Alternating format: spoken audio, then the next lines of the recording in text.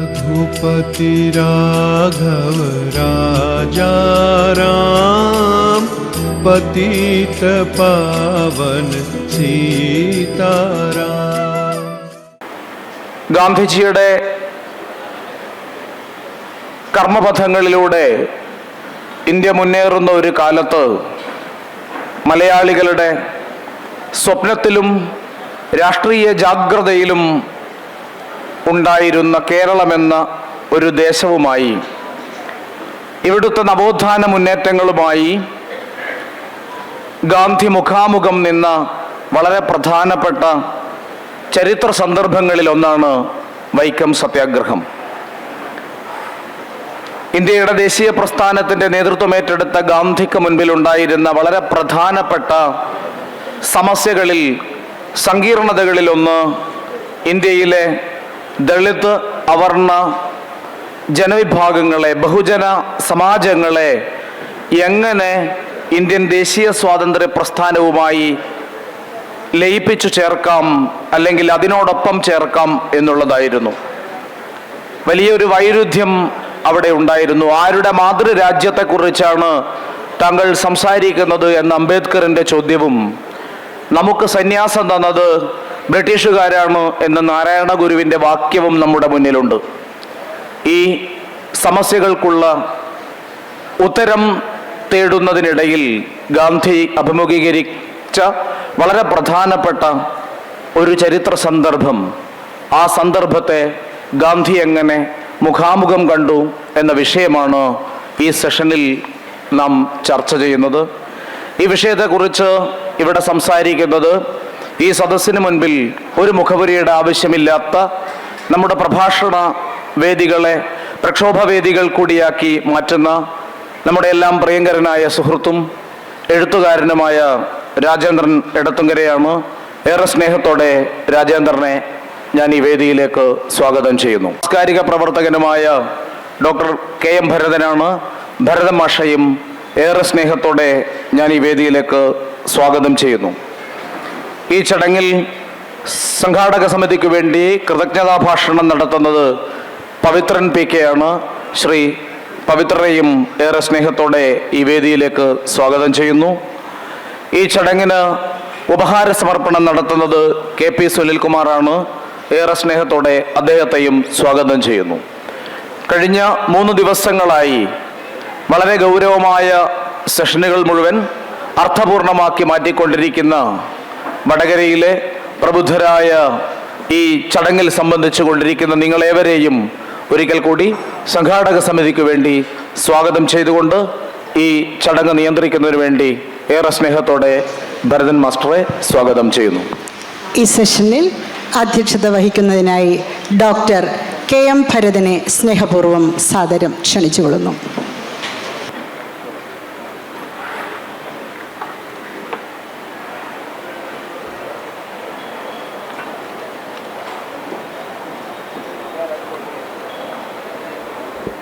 പ്രിയപ്പെട്ടവരെ,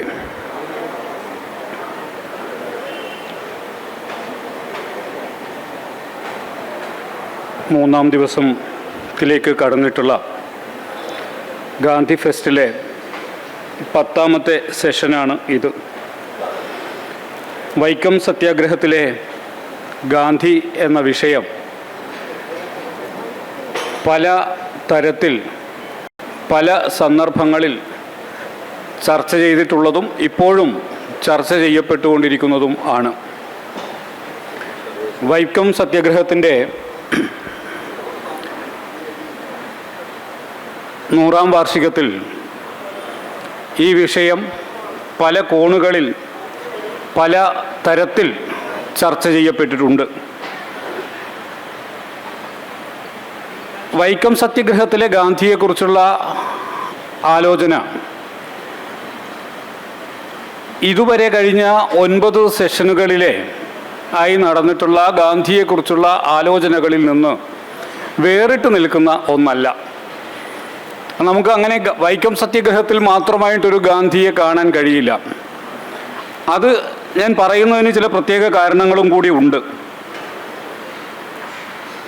1924 മാർച്ച് 10 തുടങ്ങി 25 നവംബർ 30 603 ദിവസം നീണ്ടുനിന്ന വൈക്കം സത്യാഗ്രഹം ആ ഒരു കാലയളവിൽ മാത്രം നടന്ന ഒരു സമരമല്ല.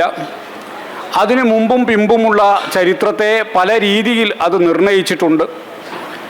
വൈക്കം സത്യാഗ്രഹത്തെക്കുറിച്ച് തന്നെ അത് ഹിന്ദുമതത്തിലെ നവീകരണത്തിന് വേണ്ടിയുള്ള സമരമാണോ, അതല്ല വഴി നടക്കാൻ വേണ്ടിയുള്ള മനുഷ്യാവകാശത്തിന് വേണ്ടിയുള്ള സമരമാണോ, അയ്യങ്കാളിയുടെ വില്ലുവണ്ടി യാത്രയ്ക്ക് ശേഷം നടക്കുന്ന മറ്റൊരു വഴിയാത്ര തിരിച്ചു പിടിക്കാൻ വേണ്ടിയുള്ള ഒറ്റച്ചാൽ, ആ കാലത്തെ SNDP സെക്രട്ടറിയൊക്കെ എഴുതിയിട്ടുള്ള കുറിപ്പുകളിലൊക്കെ അത് കാണാം. ഒറ്റച്ചാൽ വഴിയിലൂടെ നടക്കാൻ വേണ്ടിയുള്ള സ്വാതന്ത്ര്യത്തിന് വേണ്ടി നടന്നിട്ടുള്ള സമരം എന്ന നിലയ്ക്ക് ഉള്ളത്. അങ്ങനെയുള്ള പലവിധ ആലോചനകളിൽ ഗാന്ധിയെക്കുറിച്ചിട്ടുള്ള സംവാദങ്ങളിലേക്ക് വരുമ്പോൾ പ്രത്യേകിച്ച് ചില കോണുകളിൽ നിന്ന്, ചില പ്രത്യേക പരിപ്രേക്ഷ്യങ്ങളിൽ നിന്ന് ഗാന്ധിയെ കാണുന്ന ആളുകൾ ഏറ്റവും അധികം ഗാന്ധിയെ വിമർശിക്കുന്നതിനും ഈ വൈക്കം സത്യാഗ്രഹവുമായി ബന്ധപ്പെട്ട നിരവധി സന്ദർഭങ്ങളെ ഉയർത്തി കാണിക്കാറുണ്ട്. അതിലൊന്ന് ബാരിസ്റ്റർ ജോർജ് ജോസഫിനെ പോലെയുള്ള ആളുകളോട് ആ സമരത്തിൽ നിന്ന് പിൻവാങ്ങാൻ ഗാന്ധിജി ആവശ്യപ്പെട്ട സംഭവമാണ്. മറ്റൊന്ന് റീജന്റ് ലക്ഷ്മിഭായി ആയിട്ടുള്ള ഒത്തുതീർപ്പിൻ്റെ സന്ദർഭത്തിൽ ക്ഷേത്രപ്രവേശനത്തിന് വേണ്ടിയിട്ടുള്ള ആവശ്യം ഇപ്പോൾ സത്യാഗ്രഹികളുടെ അജണ്ടയിലില്ല എന്ന് ഗാന്ധിജി പറഞ്ഞതിനെ മുൻനിർത്തിയാണ്. 2000 റുപ്പികയുമായിട്ട് അന്ന് സത്യാഗ്രഹത്തിന് വേണ്ടത്ര ആളും കോപ്പുമില്ലാതിരുന്ന സന്ദർഭത്തിൽ പഞ്ചാബിൽ നിന്നെത്തിയിട്ടുള്ള കോൺഗ്രസ് പ്രവർത്തകർ ആ അകാലികളെ തിരിച്ചയച്ചതുമായി ബന്ധപ്പെട്ടാണ്. ഇങ്ങനെ പല സന്ദർഭങ്ങളിൽ, ആ സന്ദർഭങ്ങളെ മുൻനിർത്തി മാത്രമല്ല, ഗാന്ധിയും നാരായണ ഗുരുവും തമ്മിൽ നടന്നിട്ടുള്ള ആ സമയത്തെ സംഭാഷണത്തെ മുൻനിർത്തി, ഇണ്ടന്തുരുത്തി മനയിലെ നീലകണ്ഠൻ നമ്പൂതിരിയും ഗാന്ധിയും തമ്മിൽ, അല്ലെങ്കിൽ അവിടെ ഉണ്ടായിരുന്ന ആ സമയത്തെ ഒരു സംഘം ആളുകളുമായി, നമ്പൂതിരിയുമായിട്ട് മാത്രമല്ല അവിടെ ഉണ്ടായിരുന്ന ആ സമയത്തെ ഹിന്ദുമതത്തിലെ പ്രമാണികളായിട്ടുള്ള ആളുകളുമായിട്ട് ഗാന്ധി നടത്തിയ സംഭാഷണത്തെ ഒക്കെ മുൻനിർത്തിക്കൊണ്ട് പലതരത്തിലുള്ള വിമർശനങ്ങൾ ഗാന്ധിജിയുടെ നേരെ ഉന്നയിക്കപ്പെട്ടിട്ടുണ്ട് എന്നുള്ളത് ഒരു വാസ്തവമാണ്. ഗാന്ധിജിയോട് നിങ്ങൾ സനാതനിയാണോ, ഹിന്ദുമതത്തിലെ പ്രാമാണിക ഗ്രന്ഥങ്ങളിൽ വിശ്വസിക്കുന്ന ആളാണോ എന്ന് ചോദിക്കുമ്പോൾ അതേ എന്ന് ഗാന്ധിജി മറുപടി പറയുന്നു. അവിടെ ഗാന്ധിജി അവസാനിച്ചു എന്നൊക്കെയുള്ള പ്രസംഗങ്ങൾ ഒരുപക്ഷെ യൂട്യൂബിൽ നമുക്ക് കാണാൻ സാധിക്കും. പറയുന്നത് ഇതൊന്നും വിശദമായിട്ട് പറയാൻ ഈ സന്ദർഭം അനുവദിക്കാത്തതുകൊണ്ട് ഞാൻ അതിലേക്കൊന്നും പോകുന്നില്ല. പക്ഷേ ഇന്ന് ഞാൻ പറഞ്ഞത്, ഇന്നലെ ഇവിടെ നടന്നിട്ടുള്ള സംവാദങ്ങളും വൈക്കം സത്യാഗ്രഹത്തിലെ ഗാന്ധിയും വേറിട്ട് നിൽക്കുന്നതല്ല എന്ന് ഞാൻ പറഞ്ഞതിൻ്റെ ഒരു കാരണം അതാണ്. ഇന്നലെ ഇതേ വേദിയിൽ ഏതാണ്ട് ഇതേ സമയത്ത് ശബനം ഹഷ്മി സംസാരിക്കുമ്പോൾ അവർ പറഞ്ഞിട്ടുള്ള ഒരു കാര്യമുണ്ട്. ഗാന്ധിജിയെ നമ്മൾ പഠിക്കാൻ ശ്രമിക്കുമ്പോൾ ഗാന്ധിജിയെ ആ കാലത്ത് നിർത്തി പഠിക്കണം എന്ന് പറഞ്ഞിട്ടുള്ള ഒരു കാര്യം, അത് വളരെ പ്രധാനമാണ് എന്ന് കരുതുന്നു. കാരണം 25-ന് ശേഷം ലോകത്ത് ഉണ്ടായിട്ടുള്ള സാമൂഹിക ചിന്തകളിൽ നിരവധി മാറ്റങ്ങളുണ്ടായി, നിരവധി പുതിയ സമീപനങ്ങളും പുതിയ സിദ്ധാന്തങ്ങളും ഉണ്ടായി. ലോകത്ത് നിരവധിയായ രാഷ്ട്രീയ മാറ്റങ്ങളുണ്ടായി. ഈ മൈക്രോ പൊളിറ്റിക്സ് പോലെയുള്ള പുതിയ രാഷ്ട്രീയത്തിൻ്റെ സ്ഥലികൾ രൂപപ്പെട്ടു വന്നു. ഇതൊക്കെ രൂപപ്പെട്ടു വന്ന ഒരു സ്ഥലത്ത് വെച്ചാണ് നാം ഇന്ന് പലതരത്തിലുള്ള ചോദ്യങ്ങൾ ഒരുപക്ഷെ ഗാന്ധിയെ മുൻനിർത്തിയിട്ട് ഇന്ന് ഉന്നയിച്ചു കൊണ്ടിരിക്കുന്നത്. എന്നാൽ ഗാന്ധിജിയെ അന്നത്തെ ഒരു സാമൂഹ്യ സന്ദർഭത്തിൽ നിർത്തിയിട്ട് ഈ ചോദ്യങ്ങൾ ഉന്നയിക്കേണ്ടതാണ് എന്നാണ് ഇന്നലെ ശബനം ഹസ്മി പറഞ്ഞിട്ടുള്ളത്.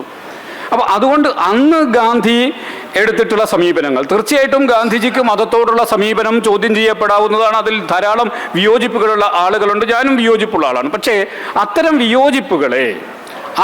വിയോജിപ്പുകളെ വികസിപ്പിക്കേണ്ട ഒരു സന്ദർഭത്തിലാണോ നാം നിൽക്കുന്നത് എന്നുള്ളത് വളരെ വളരെ പ്രധാനപ്പെട്ട ഒരു ചോദ്യമാണ്. ഗാന്ധിജിയും ഇണ്ടന്തുരുത്തി മനയിലെ നമ്പൂതിരിയും അല്ലെങ്കിൽ ആ സമയത്തുണ്ടായിരുന്ന ഹിന്ദുമതത്തിലെ പ്രാമാണികരായ ആളുകളും തമ്മിൽ നടക്കുന്ന ഒരു സംഭാഷണത്തെ, അതല്ലെങ്കിൽ ഗുരുവുമായി നടക്കുന്ന, അല്ലെങ്കിൽ റീജന്റ് സേതുലക്ഷ്മി തമ്പുരാട്ടിയുമായി നടത്തിയിട്ടുള്ള, അന്നത്തെ തിരുവിതാംകൂർ ഭരണാധികാരിയുമായി നടന്നിട്ടുള്ള ഒരു സംവാദത്തെ, അതിനുശേഷം ഉണ്ടാകുന്ന ഒരു ഒത്തുതീർപ്പ് വ്യവസ്ഥയിൽ ഇപ്പോൾ സത്യഗ്രഹികളുടെ അജണ്ടയിൽ ക്ഷേത്രപ്രവേശനം ഇല്ല എന്ന് പ്രഖ്യാപിക്കുമ്പോൾ ഇതൊക്കെ പറയുന്ന ആ ഒരു സന്ദർഭത്തിൽ മാത്രം നിർത്തിയിട്ടാണോ ഗാന്ധിയെ നാം മനസ്സിലാക്കേണ്ടത് എന്നതൊരു ചോദ്യമാണ്. കാരണം ഗാന്ധിയുടെ അനാസക്തി യോഗം എന്ന ഭഗവത്ഗീതയ്ക്ക് എഴുതിയിട്ടുള്ള വ്യാഖ്യാനം വായിച്ചു കഴിഞ്ഞാൽ ആ വ്യാഖ്യാനത്തിനകത്ത് ഗാന്ധിജി പറയുന്നുണ്ട്, വർണ്ണാശ്രമധർമ്മത്തെക്കുറിച്ച് പറയുന്ന സന്ദർഭത്തിൽ ഗാന്ധി പറയുന്ന ഒരു കാര്യം, ധർമ്മം എന്നുള്ളത് എങ്ങനെയാണ് ഒരു ബ്രാഹ്മണ ശ്രേഷ്ഠൻ്റെ പുരോഹിതൻ്റെ ധർമ്മവും ഒരു തോട്ടിയുടെ ധർമ്മവും ധർമ്മം എന്ന നിലയിൽ യാതൊരു വ്യത്യാസവുമില്ല, രണ്ടിനും ഒരേപോലെ കാണേണ്ടതാണ്, ഒരേപോലെയാണ് ഞാൻ കാണുന്നത് എന്ന് ഗാന്ധി പറയുന്നുണ്ട്.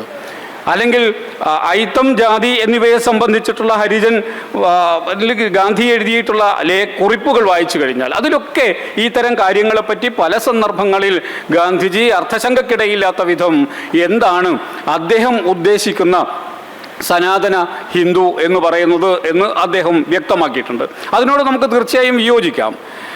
പിന്നെ ഈ പറയുന്നതിനോട് പലതരത്തിലുള്ള ചോദ്യങ്ങളും നമുക്ക് വെക്കാനും സാധിക്കും. കാരണം എല്ലാവർക്കും ഇപ്പോൾ ബ്രാഹ്മണ ശ്രേഷ്ഠൻ്റെ ധർമ്മത്തെയും തോട്ടിയുടെ ധർമ്മത്തെയും ഒരുപോലെ കാണുമ്പോഴും അംബേദ്കറിസ്റ്റുകൾ ചോദിക്കുന്ന പലതരം ചോദ്യങ്ങളുണ്ട്. ഇപ്പോഴും കേരളത്തിലെ പല പ്രധാനപ്പെട്ട ക്ഷേത്രങ്ങളിലും അവർണരെ പൂജാരിമാരെ അവർ എത്രത്തോളം പ്രവേശനം സാധ്യമാകുന്നു എന്നുള്ളിടത്ത്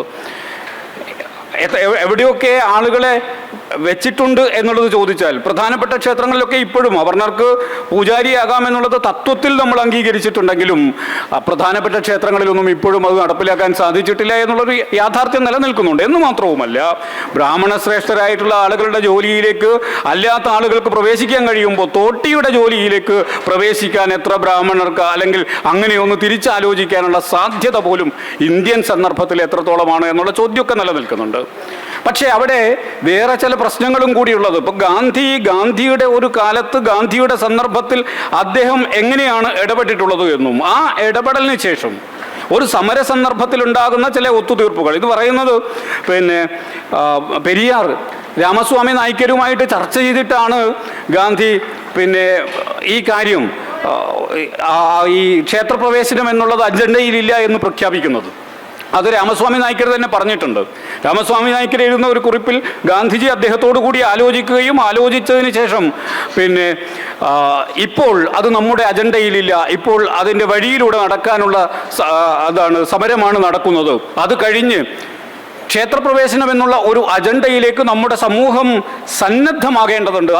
ആ സമൂഹം, അങ്ങനെ ഒരു സമൂഹത്തെ സാധ്യമാക്കാൻ കഴിയുമ്പോഴാണ് അതിലേക്ക് നമ്മൾ പ്രവേശിക്കുക. അതുകൊണ്ട് ധൈര്യമായി അങ്ങേക്കത് പറയാം എന്ന് പെരിയാർ ഗാന്ധിജിയോട് പറയുന്നുണ്ട്. അങ്ങനെയൊക്കെയുള്ള പല സന്ദർഭങ്ങൾ അതിൻ്റെ ഇടയിലുണ്ട്. ഞാൻ പറയുന്നത് ഈ തരത്തിൽ വളരെ സങ്കീർണമായിട്ടുള്ള ഒരുപാട് സൂക്ഷ്മതലങ്ങളിൽ ഇനി ഈ വൈക്കം സത്യാഗ്രഹത്തിൻ്റെ സന്ദർഭത്തിൽ മാത്രമല്ല, അവിടെ നിന്ന് ഗാന്ധിജിയുടെ മുഴുവൻ ജീവിതത്തിലേക്കും ഒക്കെ പ്രവേശിച്ചുകൊണ്ട് ചോദിക്കേണ്ടുന്ന ചോദ്യങ്ങൾ ഈ വിഷയവുമായി ബന്ധപ്പെട്ട് നിലനിൽക്കുന്നുണ്ട്. അതിനു പകരം അതിന് വളരെയധികം ചുരുക്കി ഏതെങ്കിലും ഒരു സന്ദർഭത്തിൽ, ഒരു സംഭാഷണ മധ്യത്തിൽ നിന്ന്, ഒരു സമര സന്ദർഭത്തിലെ ഒത്തുതീർപ്പിൽ നിന്ന് മാത്രം ഗാന്ധിജിയെ കോട്ട് ചെയ്യുകയും കോട്ട് ചെയ്തിട്ട് അദ്ദേഹം ഇങ്ങനെയാണ് എന്നും പറയുമ്പോൾ എന്താണ് അത് ഉണ്ടാക്കി തീർക്കുന്ന ഒരു ഫലം, ഇന്ത്യൻ രാഷ്ട്രീയത്തിൽ അതുകൊണ്ടുണ്ടായിത്തീരുന്ന ഫലം എന്താണ് എന്നുള്ള ഒരു ചോദ്യം വളരെ വളരെ പ്രധാനമാണ്. ഇത് ചോദിക്കുന്ന നമ്മൾ ഇപ്പോൾ ഗാന്ധിജിക്ക് ശേഷം 24-ന് ശേഷം 25-ന് ശേഷം വൈക്കം സത്യാഗ്രഹത്തിന് ശേഷം ഈ കാലയളവിൽ നടന്നിട്ടുള്ള സമാന സന്ദർഭങ്ങളിൽ എങ്ങനെയാണ് ഇന്ത്യൻ സമൂഹം, കേരളീയ സമൂഹം ഇതുപോലെയുള്ള വിപ്ലവകരമായ സമരങ്ങളിൽ ഇടപെട്ടിട്ടുള്ളത് എന്ന് ചോദിച്ചാൽ, ശബരിമലയിൽ ഈ അടുത്ത് നടന്നിട്ടുള്ള യുവതീ പ്രവേശനവുമായി ബന്ധപ്പെട്ട സമരത്തിൻ്റെ പോലും പരിണത ഫലം എന്താണ് എന്ന് തിരിച്ചറിയുന്ന ഒരു വിപ്ലവ കേരളത്തിൽ നിന്നാണ്. അപ്പോൾ അതുകൊണ്ട് ഗാന്ധിക്ക് ശേഷം ഇത് ഏറ്റെടുത്തു. അപ്പോൾ ഗാന്ധിയെ നമ്മൾ പലപ്പോഴും 25-ലെ വൈക്കം സത്യാഗ്രഹത്തിലോ അല്ലെങ്കിൽ ഗാന്ധിജിയുടെ ജീവിതാന്ത്യത്തിലോ അങ്ങനെ നിശ്ചലമാക്കി വെച്ചതിന് ശേഷം ഇന്ന് നടക്കുന്ന പലതരത്തിലുള്ള സംവാദങ്ങളെ, ഇന്ന് നടക്കുന്ന പലതരത്തിലുള്ള വലതുപക്ഷവൽക്കരണത്തെ, പലതരത്തിലുള്ള തിരിച്ചുപോക്കിനെ, ഇതിലൊക്കെ ഗാന്ധിയുണ്ട് എന്ന് പറയുന്നത് ഒരു വലിയ പ്രവണതയായിട്ട് ഇന്ന് നമ്മുടെ നാട്ടിൽ കാണുകയാണ്. അവിടെയുള്ള ഒരു ചോദ്യം, ഗാന്ധി ഇന്നുണ്ടായിരുന്നെങ്കിൽ തീർച്ചയായിട്ടും ഈ വലതുപക്ഷവൽക്കരണം നടത്തുന്ന, അല്ലെങ്കിൽ ഇന്ന് സനാതനികൾ എന്ന് പറയുന്ന ആളുകൾക്കെതിരായിട്ട് ഗാന്ധി ഉണ്ടാകും എന്ന് ഗാന്ധിജിയെ വായിച്ചിട്ടുള്ളവർക്ക് മനസ്സിലാകും.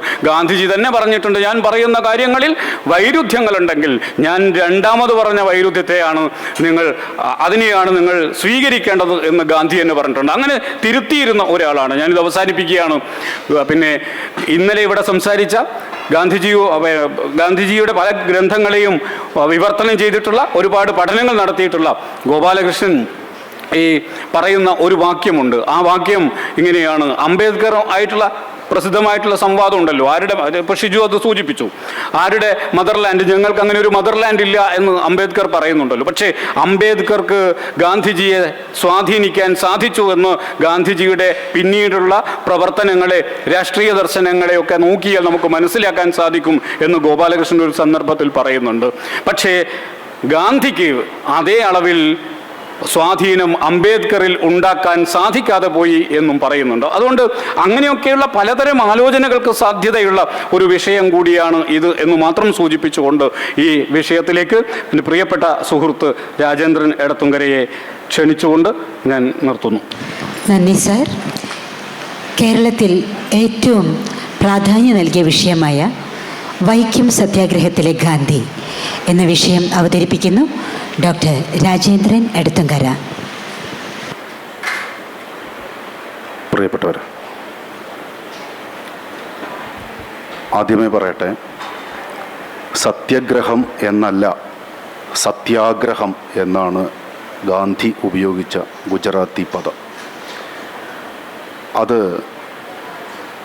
ഇന്ത്യൻ ഒപ്പീനിയൻ്റെ ഗുജറാത്തി വേർഷനിലാണ് ഗാന്ധി ആദ്യമായി ഉപയോഗിക്കുന്നത്. 1907 ഡിസംബർ 28 ഇന്ത്യൻ ഒപ്പീനിയനിൽ 4 ഇംഗ്ലീഷ് പദങ്ങൾക്ക് തത്തുല്യമായ ഗുജറാത്തി പദങ്ങൾ നിർദ്ദേശിക്കാൻ ഗാന്ധി ആവശ്യപ്പെട്ടു. Passive resistance, passive resistor, cartoon, civil disobedience എന്നിവയായിരുന്നു ഈ 4 വാക്കുകൾ. ഇവയ്ക്ക് സ്വന്തമായി തത്തുല്യമായ ആശയതർജ്ജമയുണ്ടാക്കുകയോ അല്ലെങ്കിൽ സംസ്കൃതത്തിൽ നിന്നോ ഉറുദുവിൽ നിന്നോ സമാനാർത്ഥമുള്ള പദങ്ങൾ നിർദ്ദേശിക്കുകയോ വേണം എന്ന് ആ ലക്കം ഇന്ത്യൻ ഒപ്പീനിയനിൽ ഗാന്ധി എഴുതി. തുടർന്ന് ജനുവരി 11 ലക്കം ഇന്ത്യൻ ഒപ്പീനിയനിൽ പാസീവ് റെസിസ്റ്റൻസ് എന്നതിന് സദാഗ്രഹം എന്നൊരു പദം നിർദ്ദേശിച്ച് കിട്ടിയതായി ഗാന്ധി എഴുതി. ഈ ആഗ്രഹം മലയാളത്തിലെ ആഗ്രഹമല്ല, സംസ്കൃതത്തിലെ ആഗ്രഹമാണ്. വിഷ് എന്ന് ഇതിനർത്ഥമില്ല. ആഗ്രഹം എന്നുള്ളതിനർത്ഥം ഉറച്ചു നിൽക്കുക എന്നാണ്. അതിൽ നിന്നാണ് ഗ്രഹം എന്നുള്ള വാക്കൊക്കെ ഉണ്ടായത്, ഉറച്ചു നിൽക്കുക. സദാഗ്രഹം എന്ന ഈ പദത്തെ ഗാന്ധി ഒന്ന് പരിഷ്കരിക്കുകയും അതിനെ സത്യാഗ്രഹം എന്ന് ഒരു പുതുപദ സൃഷ്ടിയായി മാറ്റുകയും ചെയ്തു. ഡിറ്റർമൈൻഡ് ഒപ്പോസിഷൻ ടു എനിത്തിങ് എന്ന്, എന്തിനോടുമുള്ള ദൃഢനിശ്ചയത്തോടെയുള്ള എതിർപ്പ് എന്ന് ഗാന്ധി ഈ പദത്തെ 1908 ജനുവരി 11 ഇന്ത്യൻ ഒപ്പീനിയൻ ഗുജറാത്തി, ഇന്ത്യൻ ഒപ്പീനിയൻ്റെ 2 സെക്ഷനാണ്. ആദ്യത്തേത് ഇംഗ്ലീഷ് സെക്ഷനും രണ്ടാമത്തേത് ഗുജറാത്തി സെക്ഷനും. ലേഖകൻ അതിനെ ആഗ്രഹം എന്നാണ് പരിചയപ്പെടുത്തിയിരിക്കുന്നത് എന്നും firmness in a good cause എന്നാണ് ആ വാക്കിൻ്റെ അർത്ഥമെന്നും ഗാന്ധി എഴുതി. പിന്നീട് മഹാത്മാഗാന്ധിയുടെ സമ്പൂർണ്ണ കൃതികൾ സമാഹരിച്ചപ്പോൾ ആഗ്രഹം എന്നുള്ള പദത്തിന് ഫുട് നോട്ടായി ഫേംനെസ്, ഇൻസിസ്റ്റൻസ് എന്ന് അർത്ഥമെഴുതി. സത്യ എന്നുള്ളതിന് ട്രൂത്ത് എന്നും എഴുതി. അതായത് ആളുകൾ കരുതുന്നത് പോലെ സത്യത്തോടുള്ള ആഗ്രഹമല്ല, ശരിയായ ഒരു നിലപാടിന് വേണ്ടിയുള്ള ഉറച്ചു നിൽപ്പാണ് സത്യാഗ്രഹം. മലയാളത്തിലെ മാധ്യമങ്ങൾ പഠിച്ച് പിന്നോട്ടായി പോയതിൻ്റെ വലിയ ഉദാഹരണമാണ് ഗാന്ധി സത്യാഗ്രഹം എന്നെഴുതിയ പദത്തെ സത്യഗ്രഹം എന്ന് പിൽക്കാലത്ത് ആരോ തിരുത്തിയത്. സംസ്കൃതത്തിലെ പ്രശസ്ത നിഘണ്ടുവായ മോണിയർ വില്യംസിൻ്റെ സംസ്കൃത ഇംഗ്ലീഷ് നിഘണ്ടുവിലും ആഗ്രഹ എന്ന പദത്തിന് നൽകിയിരിക്കുന്ന അർത്ഥം insisting on, strong or obstinate inclination for എന്നൊക്കെയാണ്. അതുകൊണ്ട് ഞാൻ വൈക്കം സത്യാഗ്രഹം എന്നേ പറയൂ, അത് തന്നെയാണ് ഗാന്ധി ഉപയോഗിച്ചതും. അത് തെറ്റാണ് എന്ന് വിചാരിക്കരുത്. 1921 സെപ്റ്റംബർ 24 TK മാധവൻ എന്ന വളരെ ചെറുപ്പത്തിൽ കാസരോഗം പിടിപെട്ട് മരിച്ചുപോയ കേരളത്തിൻ്റെ പ്രധാനപ്പെട്ട ഒരു സാമൂഹിക വിപ്ലവകാരി തിരുനെല്വേലിയിൽ ചെന്ന് ഗാന്ധിയുമായി സംസാരിക്കുന്നത്. അന്ന് TK മാധവൻ KPCCയിൽ എത്തിയിട്ടില്ല. കേരള പ്രൊവിൻഷ്യൽ കോൺഗ്രസ് കമ്മിറ്റിയിൽ TK മാധവൻ വരാൻ ഇനിയും കുറച്ച് ദിവസങ്ങൾ കഴിയണം. അന്നത്തെ കോൺഗ്രസ് കമ്മിറ്റി പോലും വാസ്തവത്തിൽ മലബാർ കോൺഗ്രസ് കമ്മിറ്റിയാണ്. കോഴിക്കോട് ചാലപ്പുറത്തായിരുന്നു അതിൻ്റെ ആസ്ഥാനം. തിരുവിതാംകൂറിലോ കൊച്ചിയിലോ കോൺഗ്രസിൻ്റെ പ്രവർത്തനങ്ങൾ വ്യാപകമായിരുന്നും ഇല്ല. 22 മാർച്ച് 10 ഗാന്ധി അറസ്റ്റിലായി.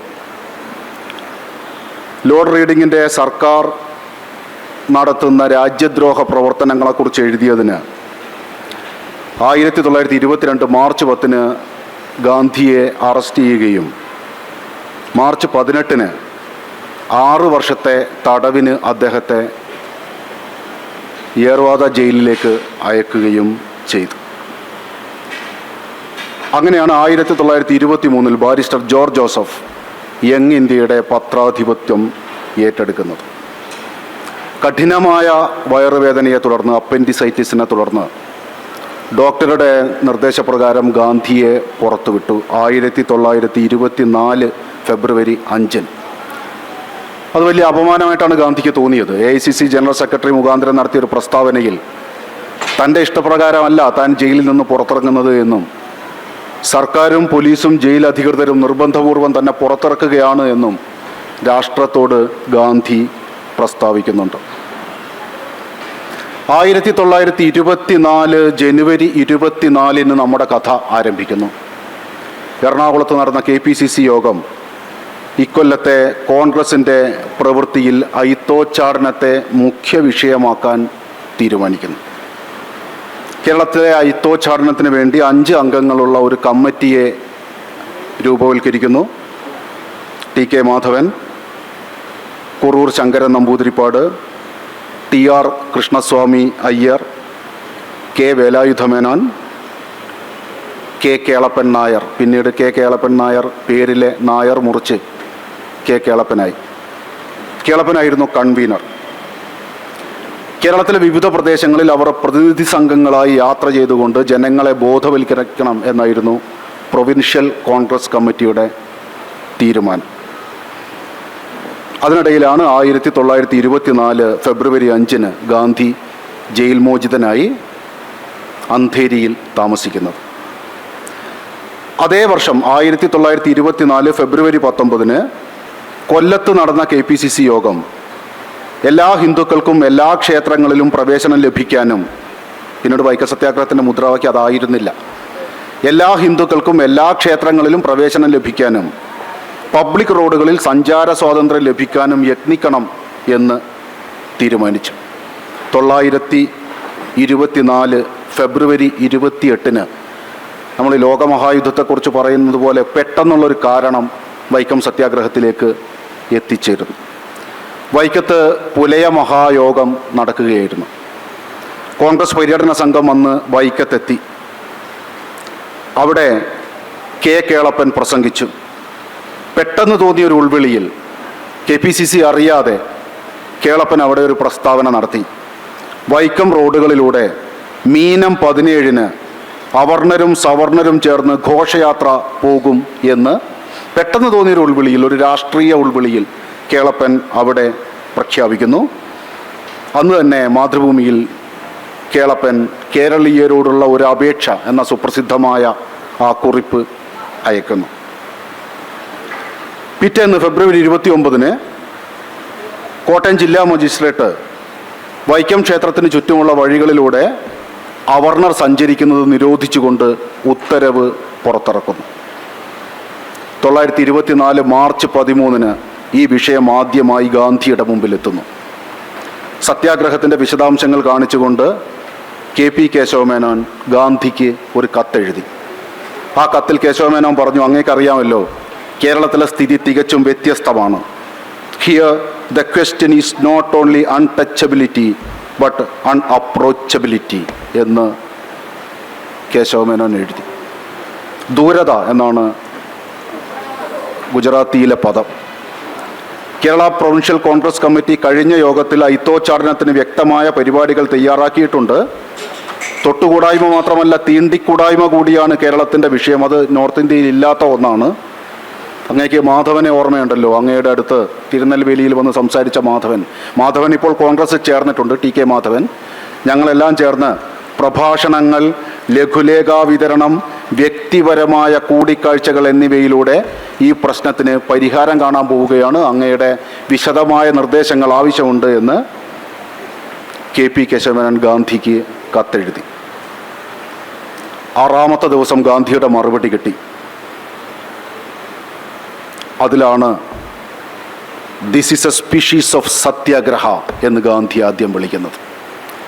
പ്രഭാഷണങ്ങൾ, ലഘുലേഖാ വിതരണം, വ്യക്തിപരമായ കൂടിക്കാഴ്ചകൾ എന്ന KPCCയുടെ അജണ്ടയെ ഗാന്ധി സത്യാഗ്രഹമായി പരിവർത്തനം ചെയ്തു. എന്നിട്ട് ഗാന്ധി പറഞ്ഞു, യാതൊരുവിധ ബലപ്രയോഗവും പാടില്ല. നിങ്ങൾക്ക് തല്ല് കിട്ടിയാൽ സൗമ്യമായി അത് ഏറ്റുവാങ്ങുക, കീഴടങ്ങുക. സത്യാഗ്രഹത്തിൽ പരിമിതമായ ആളുകൾ മാത്രമേ ഉണ്ടാകാവൂ. സത്യാഗ്രഹത്തിൻ്റെ വ്യവസ്ഥകൾ ഒരു തരത്തിലും ധിക്കരിക്കരുത്. There should be no defiance. 21-ന് ജോർജ് ജോസഫിന് ഗാന്ധി കത്തെഴുതി. ജോർജ് ജോസഫ് വന്നത് അദ്ദേഹത്തിൻ്റെ ഭാര്യയ്ക്ക് ക്ഷയരോഗമായിരുന്നു, അവരെ ചികിത്സിക്കാനാണ്. നിങ്ങളുടെ നാട്ടിൽ നടക്കുന്ന അയിത്തോച്ചാടന സമരത്തെക്കുറിച്ച് എനിക്ക് വ്യക്തമായി എഴുതുക എന്ന് ജോർജ് ജോസഫിന് ഗാന്ധി കത്തെഴുതി. മാർച്ച് 23-ന് K കേളപ്പനും വേലായുധ മേനോനും വൈക്കത്തെത്തി. അന്ന് മാർച്ച് 23-നും 4 ദിവസം കഴിഞ്ഞപ്പോൾ വൈക്കം ക്ഷേത്രത്തിന് ചുറ്റുമുള്ള റോഡുകളിൽ അവർണർ പ്രവേശിക്കരുത് എന്ന നിരോധന ഉത്തരവ് ഗവൺമെൻറ് പ്രസിദ്ധപ്പെടുത്തി. മാർച്ച് 27-ന് ജോർജ് ജോസഫിന് ഗാന്ധിയുടെ കത്ത് വന്നു. നിങ്ങൾ സിവിൽ ഡിസൊബീഡിയൻസ് നടത്തും എന്ന് ഭീഷണിപ്പെടുത്തിയതായി എനിക്ക് വിവരം കിട്ടിയിട്ടുണ്ട്. നാട്ടുരാജ്യങ്ങളിൽ നിസ്സഹകരണ സമരം നടത്തേണ്ടതില്ല എന്നുള്ളത് എൻ്റെ തീരുമാനമാണ്. കാരണം സ്വാതന്ത്ര്യം കിട്ടേണ്ടത് ബ്രിട്ടീഷുകാരിൽ നിന്നാണ്. നിങ്ങൾക്കതിനോട് യോജിക്കുകയോ വിയോജിക്കുകയോ ചെയ്യാം. നാട്ടുരാജ്യത്തിൽ ആളുകൾ സ്വാതന്ത്ര്യത്തിൽ തന്നെയാണ് നിൽക്കുന്നത്. രാജാവും നാട്ടുകാരും ഒക്കെ നാട്ടുകാർ തന്നെയാണ്. അതുകൊണ്ട് നാട്ടുരാജ്യങ്ങളിൽ സിവിൽ ഡിസൊബീഡിയൻസ് നടത്തേണ്ടതില്ല എന്ന നമ്മുടെ നിശ്ചയത്തിന് വിരുദ്ധമായി നിങ്ങൾ സിവിൽ നിയമലംഘനം നടത്തും എന്ന് ഭീഷണിപ്പെടുത്തിയതായി വിവരം കിട്ടിയിരിക്കുന്നു. അതിൻ്റെ ശരിയായ വസ്തുതകൾ എന്നെ അറിയിക്കണം. എന്നിട്ട് ശ്രീമതി ജോർജ് ജോസഫിനെ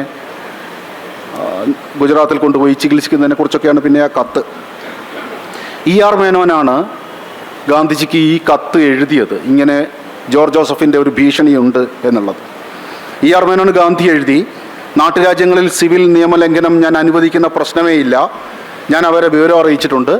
അവിടെ സിവിൽ ഡിസൊബീഡിയൻസ് ഉണ്ടാവില്ല. അങ്ങനെ മാർച്ച് 30-ന് മീനം 17-ന് വൈക്കം സത്യാഗ്രഹം ആരംഭിച്ചു. ബാഹുലേയൻ എന്ന ഒരു ഈഴവ യുവാവ്, കുഞ്ഞപ്പി എന്നൊരു പുലയ യുവാവ്, ഗോവിന്ദ പണിക്കർ എന്നൊരു നായർ യുവാവ് തിരഞ്ഞെടുത്തതാണ്. ഒരു പുലയൻ, ഒരു ഈഴവൻ, ഒരു നായർ. ഗാന്ധിയുടെ നിർദ്ദേശപ്രകാരം 3 പേർ മാത്രം.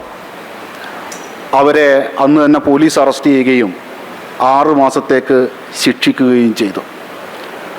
സത്യാഗ്രഹം എടുത്തുചാടിയുള്ള ഒരു ഏർപ്പാടായി പോയോ എന്ന് സത്യാഗ്രഹികൾക്കിടയിൽ തന്നെ മുറുമുറുപ്പുണ്ടായിരുന്നു.